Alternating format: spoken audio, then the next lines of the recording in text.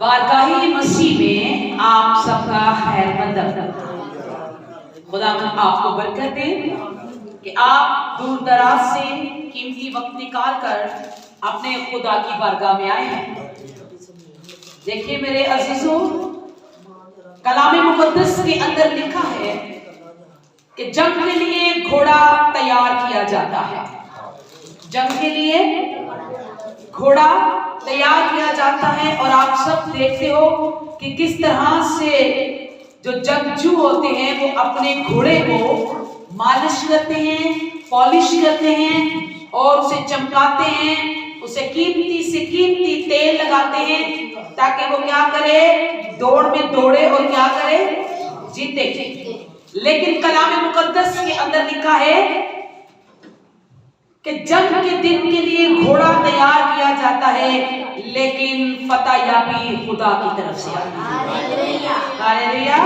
हम जितना मर्जी जोर लगाएं या जितना मर्जी अपने आप को आगे करें, फतहमंदी और कामयाबी सिर्फ खुदा की तरफ से है। इंसान कुछ नहीं कर सकता। तो आइए, जो आज का हमारा टॉपिक है, सच्ची तौबा। सच्ची तौबा से बहाली। आज का जो हमारा टॉपिक है, सच्ची तौबा से, मेरे साथ बोलिए, सच्ची तौबा से बहाली। अगर सच्ची तौबा हमारी जिंदगी में ना होगी तो हम कामयाब नहीं हो सकते, और अगर कामयाब होना है तो ये सब बातें हमारे अंदर होनी चाहिए। मेरे अजीजों, जैसे आप लोगों ने क्रिसमस मनाया, यीशु मसीह की आमद का दिन मनाया, उसकी पैदाइश का दिन मनाया, आपको सब समझाया गया किस तरह से वो दुनिया में आए, पैदा हुए, चरनी में आए, और फरिश्तों के बारे में बताया गया, उनकी पेशन गोइयां बताई गई।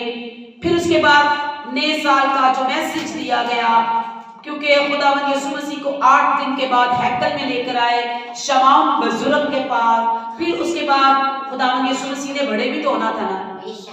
जब यीशु मसीह बड़े हुए तो सबसे पहला कदम, जो पहला स्टेप था, जब वो 30 साल के हो गए तो सबसे पहला खुदावंद यीशु मसीह ने कौन सा कदम उठाया था? कोई आपको याद हो कि खुदावंद यीशु मसीह ने किस जगह पर, किस शहर में और कहां पर खुदा ने अपनी खिदमत का कदम उठाया, और खुदावंद यीशु मसीह की खिदमत क्या थी? तो चलिए हम आज सीखेंगे, क्योंकि वक्त है इन बातों का सीखने का। तो कलाम मुकद्दस मत्ती रसूल की अंजील और उसका 4 बाब और उसकी 17 आयत देखेंगे। कलाम मुकद्दस के अंदर क्या लिखा है? मत्ती रसूल की अंजील 4 बाब और उसकी 17, 18 और 19 आयत जरा गौर से सुनिए। उस वक्त से यीशु ने मुनादी करना और ये कहना शुरू किया कि तौबा करो, क्योंकि आसमान की बादशाही नजदीक आ गई है। खुदावंद यीशु मसीह ने सबसे पहला जो कदम उठाया खिदमत का, वो तौबा का था। यीशु मसीह ने सबसे पहला जो मैसेज दिया वो कौन सा था? तौबा का। तौबा करो क्योंकि आसमान की बादशाही नजदीक आ गई है। और उसने ये मुनादी कहां पर शुरू की? ये मुनादी खुदावंद यीशु मसीह ने गलील के झील के किनारे खिदमत करनी शुरू की। ये गलील का इलाका है, और वहां पर जब खुदावंद यीशु मसीह खिदमत कर रहे थे तो उनका सबसे पहला जो खिदमत का स्टेप था, यहां से शुरू किया कि तौबा करो, तौबा करो, तौबा करो। लेकिन आज वही जान कामयाब है जो तौबा करती है, और जो अपनी जीते जी तौबा नहीं करता वो खुदा और खुदा की बादशाही के लायक नहीं है। कलाम मुकद्दस के अंदर लिखा है, उसने गलील के झील के किनारे फिरते हुए दो भाई यानी शमौन जो पतरस कहलाता है और उसके भाई अंद्रयास को झील में जाल डालते देखा, क्योंकि वो माहीगीर थे। यीशु मसीह ने पतरस और अंद्रयास को झील में क्या करते हुए देखा? जाल डालते हुए देखा। यीशु मसीह उनके पास गए और यीशु मसीह ने उनको पास जाकर कहा, उनसे कहा, मेरे पीछे चलो, चले आओ तो मैं तुमको आदमगीर बनाऊंगा। हालेलुया। क्योंकि वो पहले कौन थे? वो माहीगीर थे, जाल डालने वाले, मछलियों को पकड़ने वाले। और आपको ये याद होना चाहिए, ये आपने देखा होगा कि जब माहीगीर जाल डालते हैं तो उसमें जिंदा मछलियां आती हैं। जब जाल पानी में डाला जाता है तो कैसी मछलियां आती हैं? जिंदा ही आती है ना, जिंदा मछलियां आती हैं। और जैसे ही जिंदा पानी से बाहर आती हैं तो फौरन वो सांस ना लेने की वजह से वो मर जाती है। खुदावंद यीशु मसीह, ये बहुत गहराई वाली बात है, ये बहुत इतनी गहराई वाली बात है कि ये सोचने वाली बात है। यहां पर यीशु मसीह ने कहा, तुम मेरे पीछे चलो तो मैं तुमको आदमगीर बनाऊंगा, यानी इंसानों को पकड़ने वाला, इंसानों को कायल करने वाला। और खुदा कहता है, तुम माहीगीर हो, मैं तुम्हें आदमगीर बनाऊंगा। तुम जिंदा मछलियां पकड़ते हो तो वो मुर्दा हो जाती हैं, तुम मुर्दों को पकड़ोगे तो वो जिंदा हो जाएंगे। हालेलुया। खुदावंद चाहता है कि इंसान हर तरह से खुदा के करीब आ जाए, पर आज वही खुदा जो हमसे प्यार करता है, मुकाशवा की किताब उसका 2 बाब और उसकी 3 आयत, वही खुदा जो हमसे मोहब्बत रखता है, हमसे प्यार करता है, वो खुदा कुछ कहता है।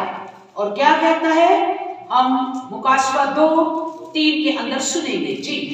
और तू सब्र करता है और मेरे नाम की खातिर मुसीबत उठाते उठाते थका नहीं। खुदा का कलाम ये फरमाता है, और तू सब्र करता है और मेरे नाम की खातिर मुसीबत उठाता उठाता थका नहीं। देखिए, खुदा पाक आज आपसे बात कर रहा है और कहता है, बहुत अच्छा है तू, बहुत ही प्यारा है, तू अच्छे काम करता है और तू इस कदर मेहनती है, इस कदर तू मेहनती है कि तू थकता नहीं, तू थकता नहीं। बहुत अच्छे काम करते हो, बहुत अच्छी बातें करते हो, इज्जत की रोटी कमाते हो, बाल बच्चे के साथ खाते हो, अपने घर में रहते हो और थोड़ी में कायनात में गुजारा करते हो। बहुत अच्छी बात है। खुदावंद कहता है, बहुत अच्छी बात है कि तू सब्र करता है। तेरे जैसा कोई इंसान नहीं कि तू सब्र करता है और मुशक्कत करता है, मैं जानता हूं, पर मुझे तुझसे एक शिकायत है। हालेलुया।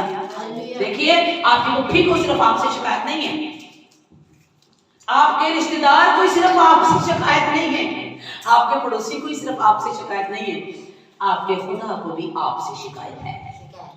हालेलुया। क्या आप इस बात को समझ रहे हैं कि वो क्या कह रहा है? अच्छी बात है कि तुम काम करती हो, अच्छी बात है कि तुम काम करते हो, अच्छी बात है कि तुम सब्र करते हो, अच्छी बात है कि तुम खुदा के साथ चलते हो, अच्छी बात है कि तुम टाइम से उसके घर में पहुंचते हो, अच्छी बात है कि तुम हदिया नजराने पेश करते हो, और अच्छी बात है कि तुम बहुत अच्छे हो, पर मुझे तुझसे एक शिकायत है।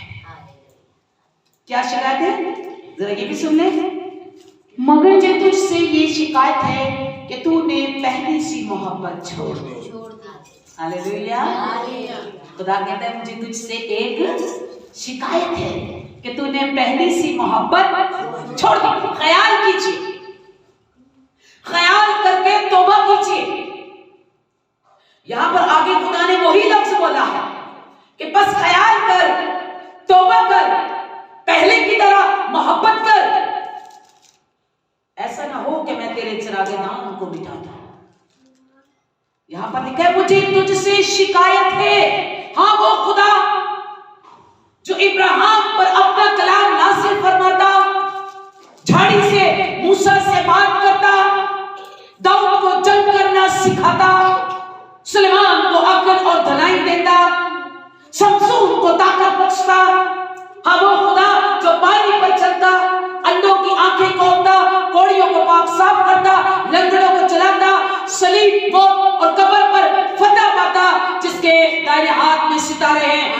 सात चरागे दान में फिरता है, वो कहता है मुझे तुझसे शिकायत है। हालेलुया। वो खुदा जो कादिर मुतलक है, वो खुदा जो खुदाबंदों का खुदा और बादशाहों का बादशाह है, वो खुदा जिसने आसमान और जमीन को बनाया, वो कहता है मुझे तुझसे शिकायत है। शिकायत क्या है? कि तौबा कर और पहले की तरह काम कर, और अगर तू तौबा ना करेगा तो मैं तेरे पास आकर तेरे चिरागदान को उसकी जगह से हटा दूंगा। खुदा चाहता है, हम काम तो अच्छे कर रहे हैं, मेहनत तो हम जोश से कर रहे हैं, मेहनती तो हम बड़े हैं, रुपया पैसा तो हम कमा लेते हैं, सांप की सीढ़ी से भी ले आते हैं, घर के अंदर हमारा तरीका रवैया बड़ा अच्छा है, हमारा एक नाम है, पर खुदा के तरफ मुझे तुझसे एक शिकायत है। अच्छी बात है कि आप सब्र भी कर लेते हैं, अच्छी बात है आप सब्र करके जी रहे हैं।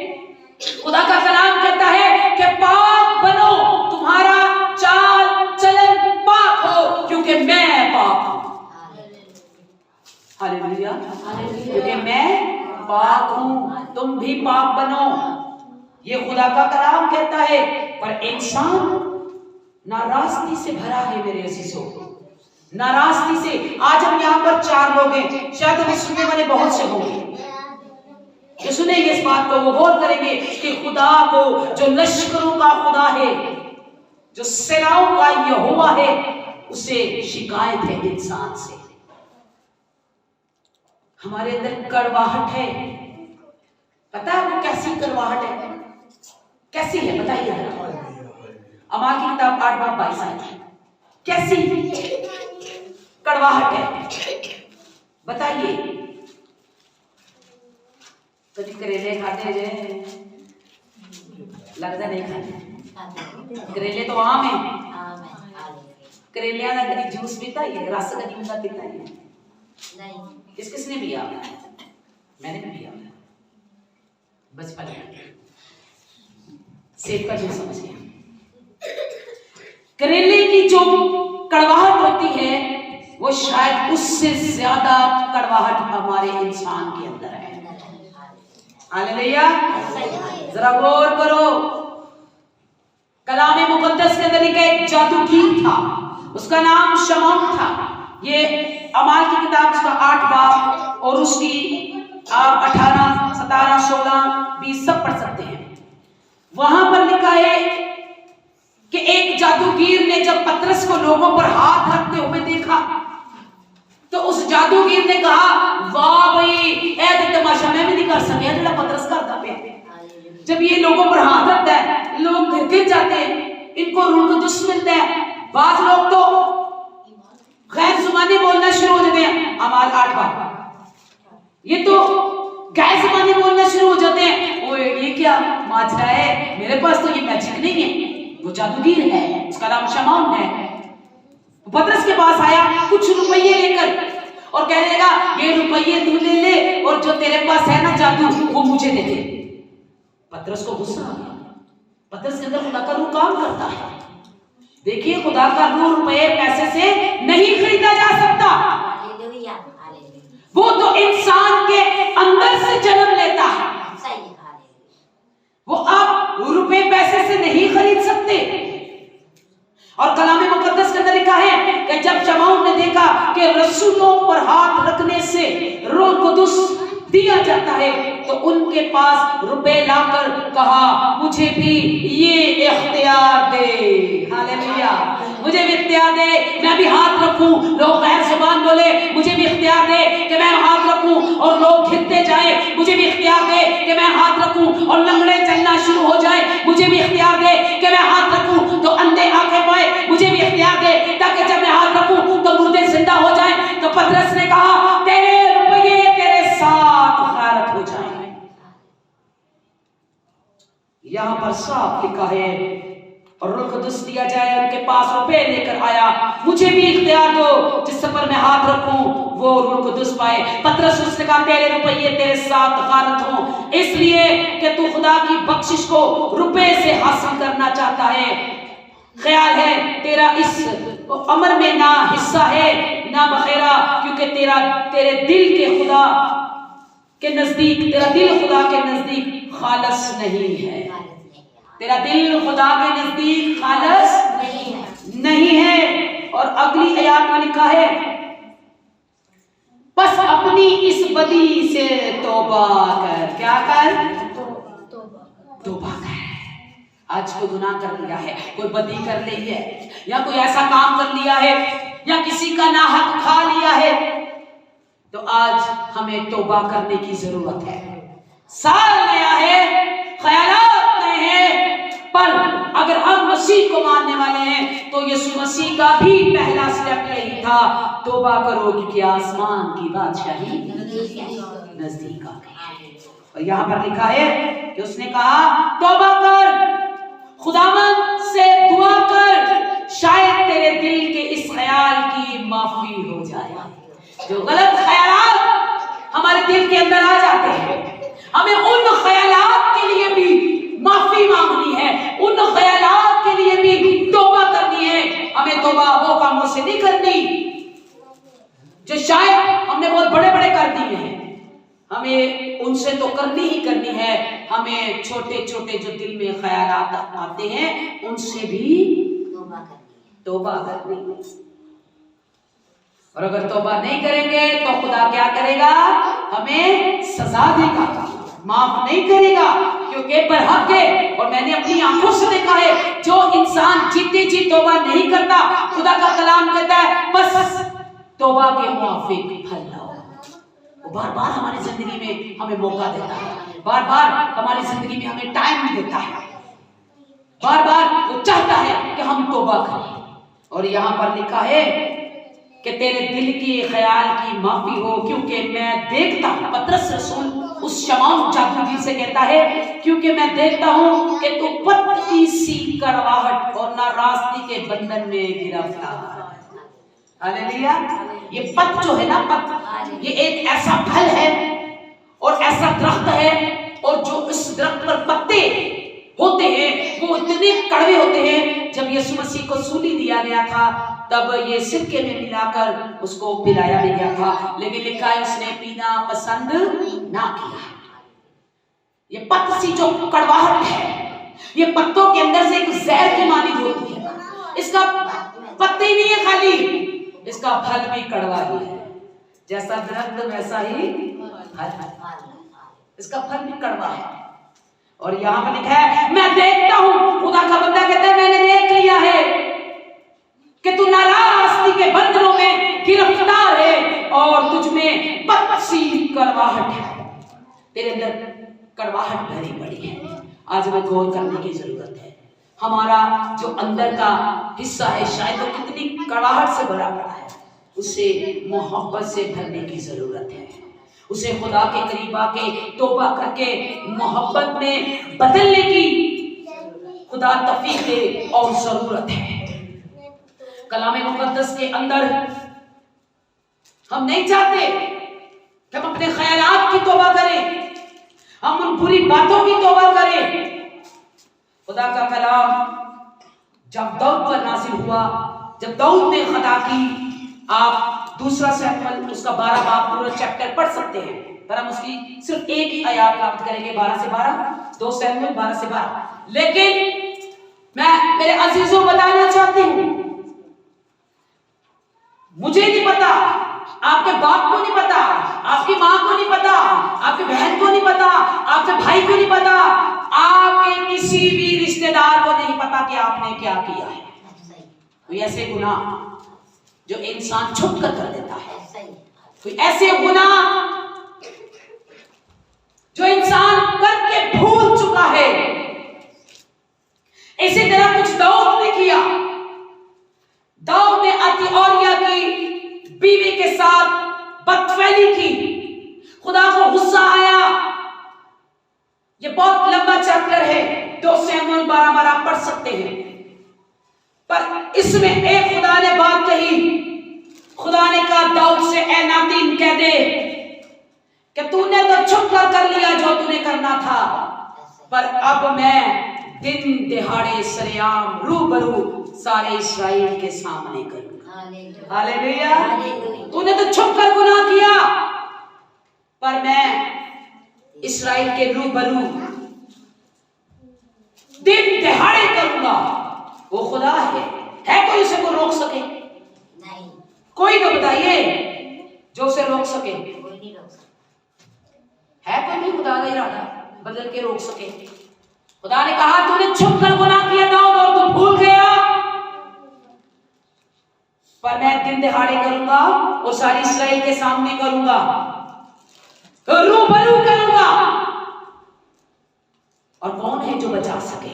और यहां पर अगर उस आफत और मुसीबत और कहर से दाऊद को बचाया तो किसने बचाया? किसने बचाया? नहीं, खुदा ने बचाया। खुदा ने कह दिया, मुंह कर दिया, उन्होंने कहा जो कुछ मेरे मुंह से निकलेगा हर किस ना चलेगा। क्या किया खुदा ने? तूने छुप कर गुनाह किया, अब याद करके तूने उस गुनाह की तौबा नहीं की, मैं दिन दिहाड़े तेरे साथ करूंगा और रूबरू करूंगा। अगर दाऊद को बचाया तो दाऊद की सच्ची तौबा ने दाऊद को बचा लिया। Hallelujah, praise the Lord. Dawood ने फौरन छुप गया और रोने लगा और चिल्लाने लगा और नातीन को कहने लगा, ए नातीन जरा सुन, खुदा से कहना कि मेरा खुदा मुझे माफ कर दे, मैं फिर कभी ऐसा ना करूंगा। मैं तौबा करता हूं, मैं खुदा से माफी मांगता हूं। हाँ, मैंने खुदा के खिलाफ गुनाह किया। और उसने कहा, ए नातिन देख, खुदा के हजूर मेरे लिए फरियाद कर कि वो मुझे माफ करे। और आसमान से आवाज आई, जा दाऊद मैंने तुझे माफ किया। हालेलुया। सच्ची तौबा खुदा के इरादे को बदल सकती है। और मैंने अपनी आंखों से देखा, जो लोग अपनी बदियों से बाज नहीं आते, तौबा नहीं करते, इस दुनिया में खुदा उनको हाल दिखाता है। उनके क्या हाल होते हैं वो दुनिया में देख के जाते हैं, दूसरे लोग देखते हैं, उनको देखकर तौबा करते हैं। खुदा चाहता है, खुदा बार बार इंसान से बात करता है, बार बार उसको घिराता है, बार बार उसको चाहता है वो घिरे, वो उठे और वो समझ जाए कि खुदा मेरी जिंदगी में तौबा का मौका दे रहा है। हालेलुया। आप अय्यूब की किताब देखिए, अय्यूब की किताब उसका 33 बाब, अय्यूब की किताब उसका 33 बाब और उसकी 29 आयत। अय्यूब की किताब उसका 33 बाब और उसकी 29 आयत। देखो खुदा आदमी के साथ ये सब काम 2 बार बल्कि 3 बार करता है।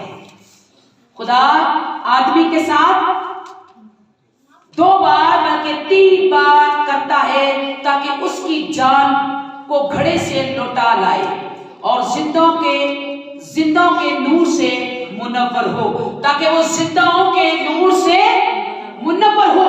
खुदा बार बार बात करके उसे लौटाने की कोशिश करता है, बार बार उस घड़े से। किस घड़े से? यहां पर लिखा है खुदा उसकी जान को घड़े से लौटा लाए और जिंदों के नूर से मुनव्वर हो, ताकि वो जिंदा के नूर से मुनव्वर हो। कौन सा घड़ा है जहां से खुदा बार बार हमें लौटाना चाहता है? नहीं चाहता कि हम उस घड़े में घिर जाए, नहीं चाहता कि हम उस घड़े की तह के अंदर चले जाए।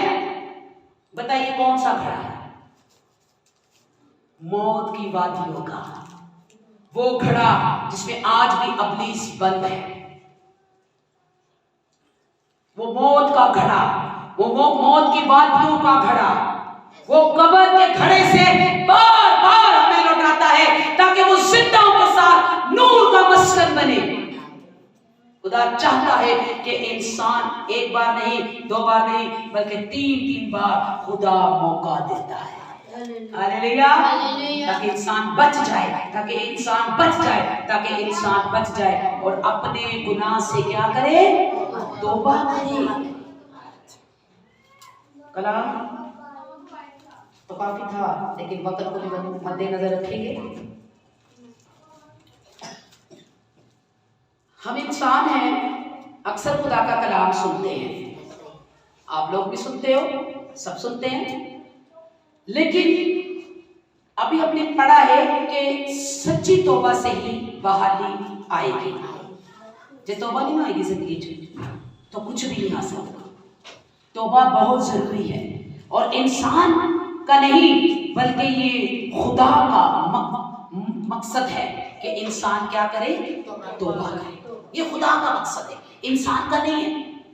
इंसान तो चाहते नहीं तौबा करे, खुदा जड़े काम लगा रहे नहीं, पर खुदा चाहता है कि इंसान उस मौत के घड़े से बच जाए और वापस लौट आए और जिंदा और खुदा के नूर में रहे। हालेलुया, ये कलाम कहता है। देखिए मेरे अजीजों, हमें तौबा करनी है आज उन कामों से जो शायद नावाकफी में, बचपने में या कोई ऐसे बात हमसे हो गई, तो आइंदा से ख्याल करके हमें तौबा करनी है। क्योंकि अय्यूब इस बात को मानते हैं। अय्यूब ने आज तक आपने यही सुना है कि उसने खुदा के खिलाफ गुनाह नहीं किया, यही सुना ना आपने आज तक, किसी और भी कुछ सुनी आज आपने यही सीखा है। और आपने यही सुना है कि अय्यूब जिस हाल में भी रहा है उसने खुदा का शुक्र किया है। अय्यूब जैसा भी था उसने खुदा का शुक्र किया है, कलाम भी यही कहता है। पर कुछ गहराई में जाएं तो अय्यूब को भी गुस्सा आ गया। अय्यूब भी बोलने लगा, कहने लगा नहीं मैं ही बहुत अच्छा हूँ, आपको नहीं पता मैं अच्छा हूँ, दोस्त आए मैं अच्छा हूँ, भाई आए मैं अच्छा हूँ, रिश्तेदार आए मैं अच्छा हूँ। अगर आप अच्छे हो तो खुदा का है, खुदा का हर बात में अय्यूब अपने आप को साबित करता, पर खुदा को ना बीच में लाता। इस बात पर उसके दोस्त को गुस्सा आया और उसने कलाम किया। फिर खुदा उसके साथ एक बगोले में, आग के बगोले में होकर बोला। जब ये सारी बातें खुदा ने उससे बयान की तो फिर खुदा के कलाम में लिखा है कि अय्यूब इस बात पर बोल उठा जब उसको अपनी कुछ खामियां नजर आई। हमें अपनी खामियां नजर नहीं आती, और जब हम खुदा का कलाम पढ़ते हैं तो फिर हमें अपनी खामियां नजर नहीं आती। और जो तुसी दूरों देखोगे ना सितारे, तब कोई नहीं नजर आएंगे, ओ बड़ा सितारा बस वही चमकदा पिया है ना, हले वही बेचारा कला निकलदा रोज, बाकी तो सितारे निकलते नहीं। जरा दूरबीन लगा के देखें, दूरबीन कभी लाई जाए, लगाई है कभी नहीं लगाई, तुमने तो बस नसवा की लगाई है, दूरबीन नहीं लगाई। दूरबीन लगा कर देखें तो वो सितारे जो कभी आपको नजर नहीं आए वो भी, और उसके अलावा और भी जो जर्रे हैं जो आसमान और खला में हैं वो भी आपको नजर आए। हालेलुया, दूरबीन लगाओ, ऐनक लगा लेना ऐसी मोटे चश्मे हमारे, जरा दूरबीन लगा के देखे तो फिर सब नजर आएगा, वैसे कुछ नजर नहीं आएगा। जरा खुदा का कलाम पढ़ के देखिए, खुदा का कलाम पढ़ के देखिए, इसके मुताबिक चल के देखिए तो फिर आपको हर तरह की खामी अपने आप के अंदर नजर आएगी। वैसे नहीं आएगी। अय्यूब कहना मैं बहुत चंगा। उन्हें कहा जरा गालिब तो सुन, तू ही चंगा है तो खुदा किथे है, जिन्हें तेन इज्जत दी, जिन्हें तेन बरकत दी, जिन्हें तेन सेहत दी, जिन्हें तेन बहाली दी, वो किथे आ? और जब खुदा ने बातें की, बता और अपनी मन पर जरा अपनी कमर कस और मुझे बता कि जब मैंने आसमान बनाया तब तू कहां था, जब मैंने जमीन की बुनियाद डाली तब तू कहां था, जब मैंने चांद सूरज सितारे बनाए तब तू कहां था, जब मैंने समुद्र और समुद्र की हद ठहराई। कुछ जरूरत है समुद्र की अपने किनारे तो बाहर आ जाए, है तो जमीन में नाल मिलिया है ना, है जरूरत होंगी साडा दिल चाहता जिथे मर्जी से निकल जाए। समुद्र को खुदा ने ठहरा दिया और समुद्र के पानी के दरवाजे खुदा ने बंद कर दिए जो मूसा ने खुलवा लिए थे। हालेलुया, समुद्र को खुदा ने अपनी हद पर ठहरा दिया, पेड़ पौधे दरिया बना दिया। तब तो कहां था?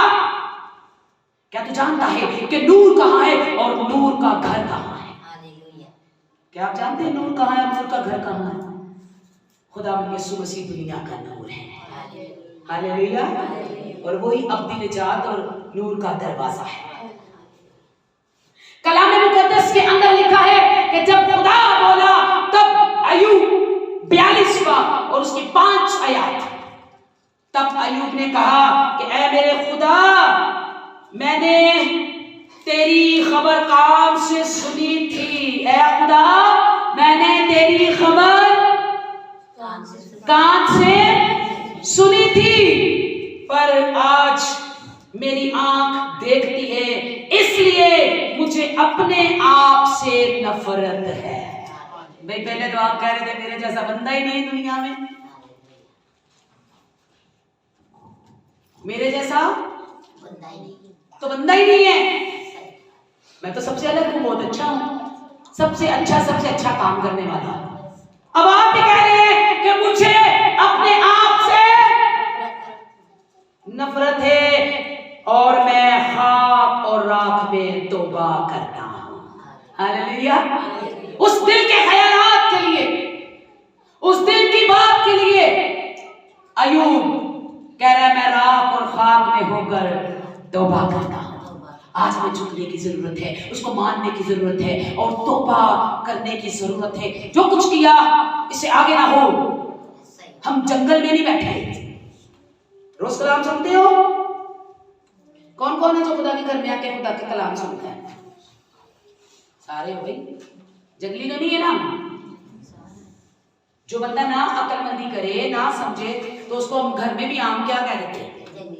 एक जंगली सा, कि उसको पता ही नहीं है। अब जंगल के लोग जाएंगे खुदा के सामने तो उनको तो खुदा कुछ नहीं कहेगा, खुदा के कोई बात नहीं, इनके पास कोई गया ही नहीं, बेचारे जंगली हैं। अब कलाम मुकद्दस 2 पतरस, ये आप लास्ट आयत होगी, 2 पतरस 2:21 आयत। आज खुदा हमसे क्या बताना चाहता है? 2 पतरस 2:21 आयत। क्योंकि रास्तबाजी की राह का ना जानना उनके लिए इससे बेहतर होता कि उसे जानकर उस पाक हुक्म से फिर जाते जो उन्हें सौंपा गया है। देखिए, कुछ लोग खुदा का कलाम जानते हुए, खुदा की कुदरत को मानते हुए, खुदा के कहर से वाकिफ होते हुए, खुदा के कहर से वाकिफ होते हुए, खुदा की मोहब्बत और उसके गुस्से से वाकिफ होते हुए, खुदा के एक एक कलाम के हवाले बोलो तो अगली आयत फट से बताते हैं। जैसे उसने कहा, ऐ बोझ से थके लोगों मेरे पास। लेकिन आपको पता है भाई, पता है ना, पता है। सब आयात को रखते हुए, सब आयात को पढ़ते हुए खुदा का कलाम कहता है ये अच्छा होता कि उसका राह का जानना तुम्हारे लिए ना जानना होता, क्योंकि तुम जानकर भी खुदा के हुक्म से फिर जाते ना सी तो फिर जंगली धाड़ियां चंगे नहीं, जिन्होंने को पादरी पूदरी भी नहीं जानता, जिन्होंने पता ही नहीं खुदा दा। ओए खुदाया तेरी ना कहेगा कि तू सुन के भी नहीं सुनता से, मेरा बंदा तेरे को लाता सी, खुदा का कलाम लेकर आता था, खुदा के मुंह की बातें बताता था। जंगली कहेंगे हमें तो पता नहीं खुदा, हमारे पास तो कोई आया ही नहीं। वो कहेगा ठीक है, खुदा कहता फिर इसको बेहतर है कि ना ही जानना हो, जो तो फिर ही जाना है ना जानते। ਅਸੀਂ ਤੇ ਨਹੀਂ ਕਹਿ ਸਕਾਂਗੇ खुदा ਸਾਡੇ ਤੇ कोई आंदा ही नहीं सी, कह सकेंगे खुदा कहता तू हर रोज मेरे चर्च जाना है, रोज आके मेरे इबादत से बैठना है। जंगली है इसको चंगे ना जिन्होंने पता ही कोई नहीं, हाँ उनको तो पता ही नहीं। खुदा कहता है इससे बेहतर है कि तुम ना जानो उस राह को, रास्तबाजी को ना जानो। अगर तुम उस हुक्म से फिर जाते हो तो तुम्हारा ना जानना ही बेहतर है। जरूरत की है डाकाबंदी देना, टाइम देन दी खुदा दे घर दे जे ਅਸੀਂ ਉਹਦੇ ਮੁਤਾਬਕ ਚੱਲਣਾ ही नहीं। आई बात समझ? इजी है। फिर जंगली अच्छे है ना कोई ना वो जानता है, ना कोई अपने जी गुरगुर लगे रहते हैं। कल को वो खुदा उनको ये तो नहीं कह सकता कि मेरे खादम तुम्हारे पर। और आज पता है आपको, अब जंगली भी कितने अच्छे होते जाते हैं, अब उनमें भी तब्दीली आती जाती है। लेकिन याद रखिए, अगर आपकी जिंदगी में माफी और तौबा नहीं तो कुछ नहीं। हालेलुया। हमें आज तौबा करनी है, क्योंकि तौबा से ही आएगी बहाली। नजात तो आ गई, निजात तो तभी आएगी ना जब बहाली आएगी, सरफराजी आएगी। तौबा होते नहीं होते, बहाली होती नहीं होते तो निजात आ जाए। अब निजात कहेगी मैं यहाँ भी आकर थक गई बस। अब आप अपने अंदर तब्दीली को लेकर आइए। हालेलुया। खुदा की सबसे पहले जो कौन सी खिदमत थी?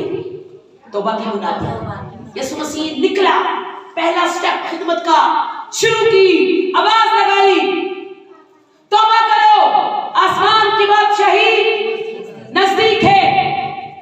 लोग छोड़कर आगे खुदा के पास। यीशु मसीह ने कहा आओ तुम आदमगीर हो, माहीगीर हो, मैं तुम्हें आदमगीर बनाऊंगा। आज खुदावन आपको छोटी से बड़ी बरकत देना चाहता है, आपके हाथों को ब्लेस करना चाहता है, आपकी जिंदगियां बहाल करना चाहता है, आपको ब्लेस करके आपको एक मकाम पर खड़ा करना चाहता है। दुनिया आपके कदमों के नीचे करना चाहता है। ये दुनिया तो मिसल ना दे, बल्कि खुदा चाहता है कि तुम दुनिया को अपने कदमों के नीचे रखो और एक मकाम बनकर आगे बढ़ो। हालेलुया। बदबहाली कैसे आएगी? सरफराजी कैसे आएगी? ख्वाब और रात में तौबा करता हूँ। ऐ खुदा तेरी खबर मेरे कानों ने सुनी थी, पर आज तेरी कुदरत को मेरी आंखों ने देख लिया। उसकी कुदरत को देखने के लिए अपने आप को तैयार कीजिए, उसकी कुदरत को देखने के लिए अपने आप तौबा कीजिए। खुदा आपकी जिंदगी में बार बार वक्त लाता है, बार बार खिलाता और बार बार उठाता है कि शायद मेरा बेटा तौबा कर जाए। ऐ खुदा मैं गिरा हूं, खुदा कहता है बस ख्याल कर कि तू कहां से गिरा है, मुझे तुझसे शिकायत है, मुझे तुझसे शिकायत है, बस ख्याल कर। ऐ खुदा मैं गिरा, मुझ पर मुसीबत आई, लेकिन आज मैं ख्वाब और रात में तौबा करता हूं। ऐ बाप हमें माफ कर, हमें बेतौर इस लायक बना कि हम दूसरों के लिए बरकत का बाइस बने, दूसरों को तेरी राह पर लाएं, उन्हें तौबा की तौफीक हो और वो तेरे घर में आए और तुझसे बरकत पाए।